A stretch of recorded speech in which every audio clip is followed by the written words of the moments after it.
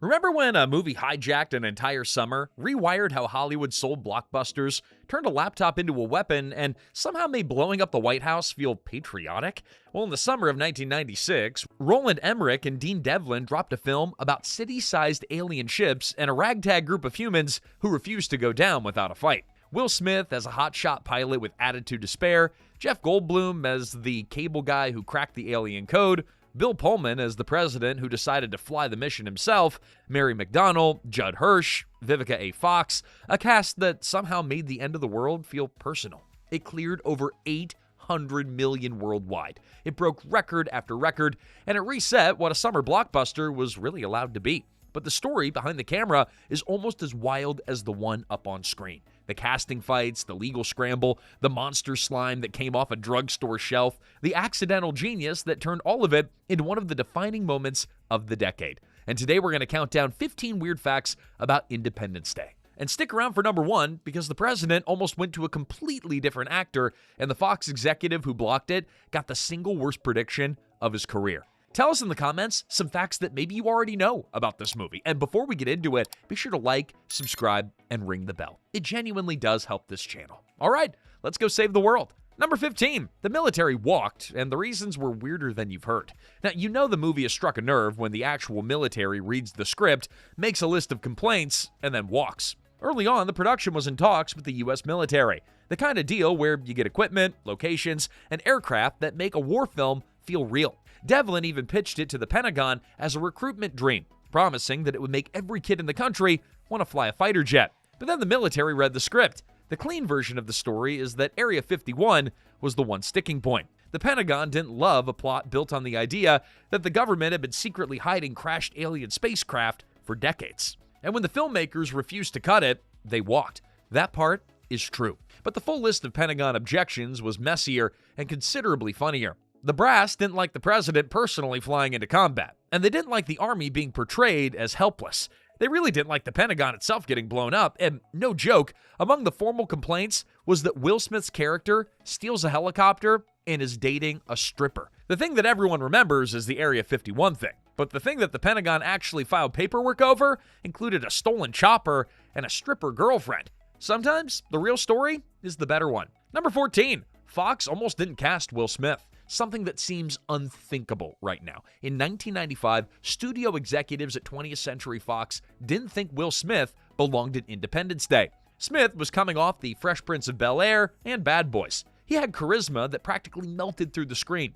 Emmerich and Devlin wanted him immediately. Smith and Goldblum, that was the combo. But the studio, they called him unproven and said that he didn't work in international markets. The ugly part is that the logic was also wrong in its own terms. Smith had already done it. The year before, Bad Boys pulled in roughly $75 million overseas, actually more than it made at home. The claim was false before anyone said it out loud. Then came the race angle, and Devlin later recalled the studio flat out saying that casting a black actor in the lead would kill the film's foreign numbers. Emmerich didn't move. He told the studio that Universal was calling every day, and he'd take the whole production over there if they didn't give him his cast. He later admitted that it probably wasn't a real option, but it worked.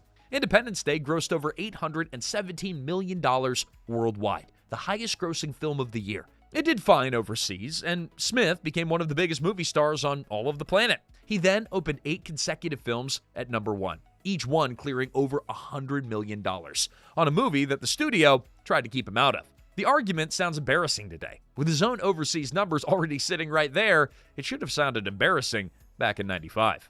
Number 13, Bill Pullman studied one of the most dangerous speeches ever delivered. One line from the movie outlived the movie, not as a punchline, but as an actual rallying cry. We will not go quietly into the night. If you grew up in the 90s, you could still hear it. Here's the part that nobody tells you. That line didn't come out of a writer's room. It's lifted almost straight from Dylan Thomas, the Welsh poet behind Do Not Go Gentle into That Good Night, on whose entire point is to claw and rage against the end instead of going soft into it. Devlin and Emmerich swapped one word. They pointed it at a wall of alien motherships, and somehow it really lands. A 1950s poem about facing death repurposed into the most quotable pep talk of the decade. Pullman knew what it had to carry. By the time the speech arrives, audiences have watched cities get leveled and humanity backed into a corner. If it didn't land, the movie fell apart. He found his register in a real one. Back in 1968, Robert Kennedy had to climb onto the back of a truck and break the news to a stunned crowd that Martin Luther King had been killed. No script, no teleprompter, just a man holding a devastated room together with nothing but his voice. That's the note that Pullman was after. Not a hero revving up a montage, but a leader keeping the floor from dropping out. So he played Whitmore as exactly that. A man steadying a room full of people who'd lost almost everything and handed them one reason to climb back into the plane. Not polish, not volume, just steadiness. 30 years later, and the speech still runs every 4th of July. Nobody had to keep it alive, it just refused to leave. Number 12, the script took 3.5 weeks, and the Oval Office was already built. Independence Day looks like a movie that took years of careful planning. Giant alien ships, global destruction sequences, dozens of storylines weaving together across multiple cities. The first draft took 3.5 weeks. The idea came fast. Emmerich and Devlin, kicking around the question of alien life, landed on one image: a massive ship parked over a major city. They knew immediately that they had something, but they also had a problem. Word got back that Tim Burton was making Mars Attacks, another alien invasion picture, and another one of my favorites. Emmerich called an executive that he knew, confirmed that it was slated for August, and as he tells it, turned to Devlin and said, "Pack your stuff, we're writing." They were not getting beaten to the punch. So they holed up in a rented house in Mexico. Devlin on a laptop in one room, Emmerich storyboarding in the next. And by the time they came up for air a few weeks later, they had the whole movie written and storyboarded. Not because a studio rushed them, but because a rival movie set the clock. And the race worked, by the way, because once Fox locked in the 4th of July, Mars Attacks got bumped all the way to December. 3.5 weeks of writing, a year later, lines around the block. That Oval Office where Whitmore makes the hardest calls, that wasn't built for the film. The White House interiors were a standing set originally constructed for Rob Reiner's The American President with Michael Douglas in 1995 and owned by Castle Rock. It was built to the exact proportions, and it got around fast. It's the same setup that you see in Oliver Stone's Nixon that same year, with Anthony Hopkins brooding in it as a very different president. Then Independence Day moved in and blew the whole thing up. So within about a year, the same recycled Oval Office hosted a romantic comedy president, a brooding real one, and a fictional one who flies a fighter jet into an alien mothership. 3 presidencies, 1 set, and nobody in any of those audiences ever really noticed. Number 11, Independence Day holds the record for the most miniature work ever put in one film. By the time Independence Day wrapped, the effects team had built an enormous fleet of miniatures. Alien ships, city blocks, fighter jets, the White House, the tunnel fireball, the mothership interior. More miniatures, the model shop supervisor estimated, than any 2 other films combined. Multiple stages were running at once, each one weeks of construction built to be destroyed in seconds. By the team's own count, no film had ever built more. Not the priciest pile of models in Hollywood, certainly, and not the fanciest either, but the biggest, by a margin that nothing else ever really has come close to. The man who ran the whole operation was visual effects supervisor Volker Engel. He's also in the movie. During the Los Angeles destruction sequence, he's the guy filing paperwork in an office building right before he gets wiped off the map. The effects supervisor inside one of the very buildings that his team was about to destroy. Writer Dean Devlin hid in there too, voicing one of the fighter pilots in the Area 51 climax who takes a run at the alien ship and then gets shot down. 2 years of building all of those miniatures, and they both gave themselves doomed cameos in their own apocalypse. That is a very specific kind of love for your work. Number 10, the aliens' wet look came straight from the drugstore. Now, one reason the aliens in Independence Day feel genuinely unsettling is that they looked wet, organic, like something that had grown rather than been built. The design was no shortcut. Patrick Tatopoulos drew 2 completely different aliens, a classic big-headed gray and a towering, aggressive biomechanical creature bristling with writhing tentacles. Emmerich liked both so much that he made a decision that became the whole hook of the creature: hide one inside the other. The big tentacled thing isn't the alien at all. It's a living biosuit. The real alien is a small, frail thing curled up inside it. Tatopoulos described it like an oyster, with the tiny alien as the pearl, which is exactly why the surface had to look alive, wet, glistening, like tissue rather than rubber. And the trick for that? Well, it came off a drugstore shelf. The crew coated the creature in, wait for it, KY jelly. Yeah.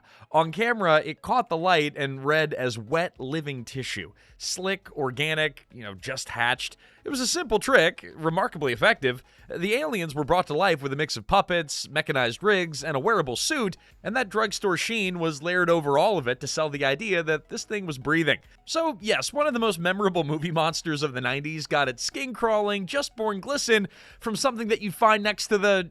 well, I'm not sure where you'd put that. Anyways, it worked. Number 9, a test flight triggered 150 UFO reports. Before a single frame of Independence Day had been seen by the public, before the trailers, before ID4 was a household name, the production had already accidentally convinced a chunk of Southern California that the invasion had already started. The sequence where humanity tries to make contact with the alien ship needed a way to talk to it. So the crew took a massive firefighting helicopter on loan from the Forest Service and bolted a real scoreboard to it. A section pulled from RFK Stadium, rigged to flash pi, prime numbers, Einstein's E equals MC squared, and the word peace in 10 different languages. The plan was to fly it at night for filming. The part nobody thought to address was telling anybody on the ground. So the helicopter went up over Orange County with lights blazing, and by Devlin's account, over 150 people called local police that night to report a UFO. Nobody had the thought to warn a soul first. A movie about an alien invasion accidentally staged its own alien invasion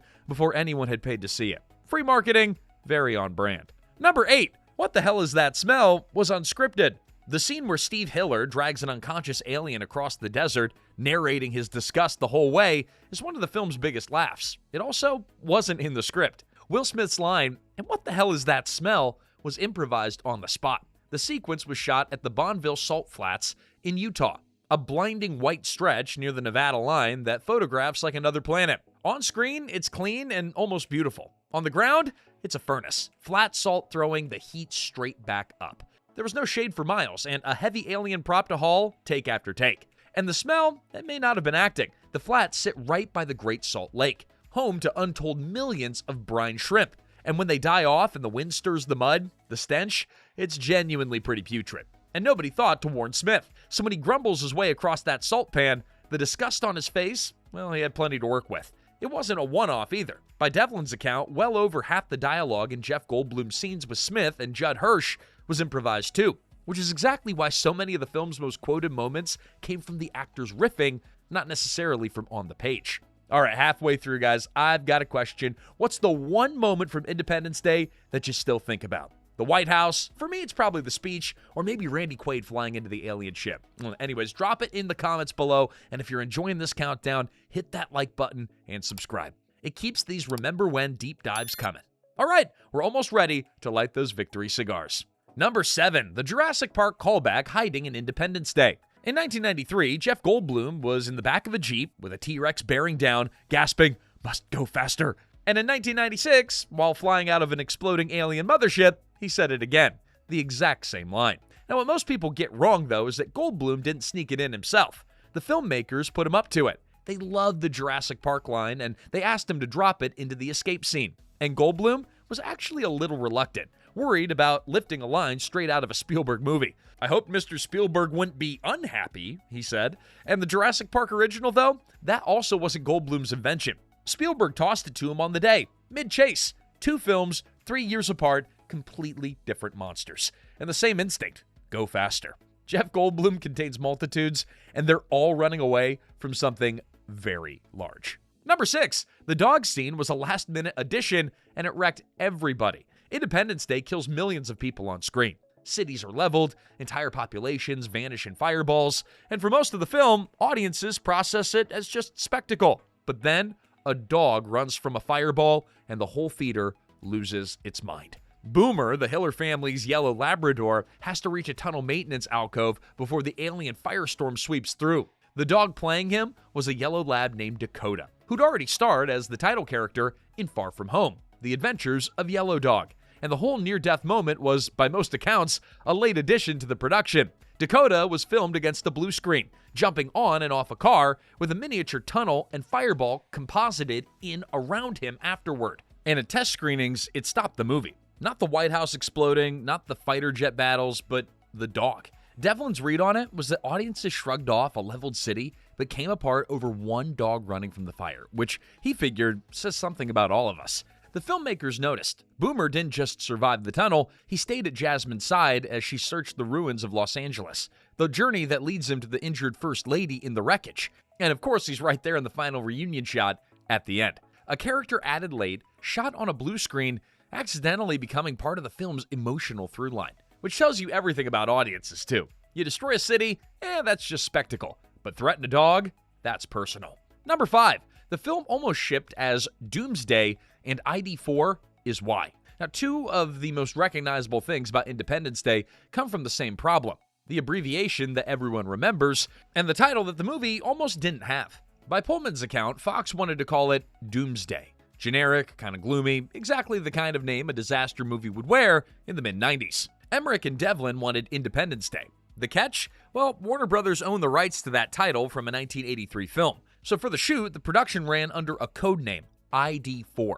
Short, military-sounding, and legally safe to use. When the campaign ramped up, marketing kept the abbreviation. It was catchy, it looked futuristic, and 3 characters fit on a poster a whole lot easier than the title. A legal workaround had quietly become one of the most recognizable pieces of movie branding of the decade. But to actually win the title, Fox had to be convinced the name that it didn't even own was worth chasing. And Emmerich and Devlin built that proof into the script. The presidential speech had always been anchored by the line that the whole film was building toward. Today, we celebrate our Independence Day. With the title fight live, they moved the scene up the schedule and shot it fast, at night. Devlin was reportedly still tinkering with it at 2 a.m. and then watched Pullman deliver it and changed almost nothing. The bet was simple. Once Fox saw the speech, the title would sell itself. A couple of nights later, and Devlin brought a VHS of the cut to Pullman's trailer. He popped it in and played him the speech. Pullman's reaction was, "Holy mother, they've got to name this movie Independence Day." And they did. Fox bought the rights from Warner Brothers, and the film, it kept its name.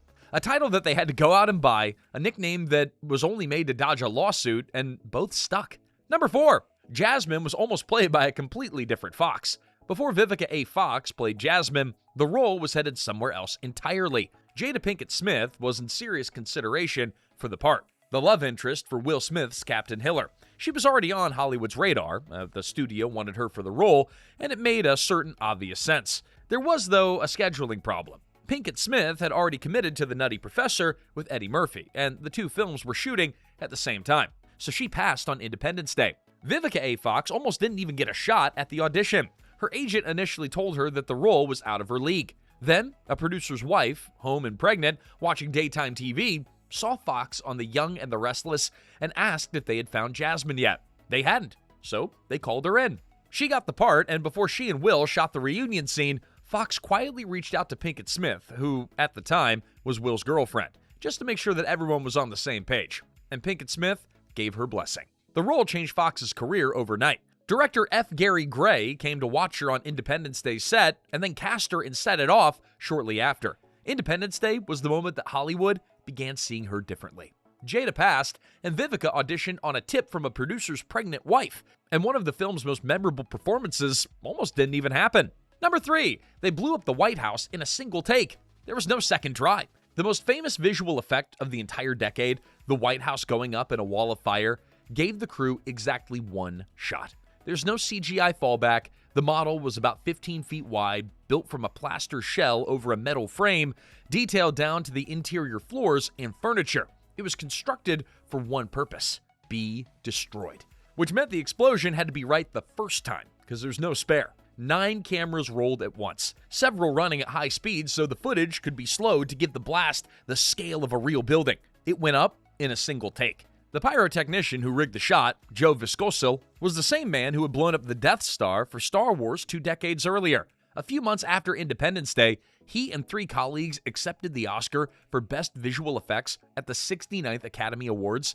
beating Twister and Dragonheart. 2 films that were built around brand new digital tools, with a movie that blew up a plaster building and got it on film. 1 take, and the crew invited about 50 reporters to watch them do it live. Number 2, Independence Day accidentally created Big Willy Weekend. Independence Day made Will Smith a movie star. It also handed him something stranger than a sequel, a whole holiday. The film opened over the 4th of July weekend in 1996. and flat out owned it. The next summer, he was back on the same weekend with Men in Black, another alien blockbuster, and then Wild Wild West at the end of June 1999. Then a second Men in Black in 2002, Hancock in 2008, each one riding that same early July slot. For more than a decade, when the 4th of July rolled around, the odds were pretty good that Will Smith was going to open a movie. Hollywood noticed the pattern. So did Smith. He even took to calling it Big Willy Weekend, and he'd said he'd ride it until it bucked him. Nobody planned it. One film hit so perfectly on one holiday that the studios and Smith's own team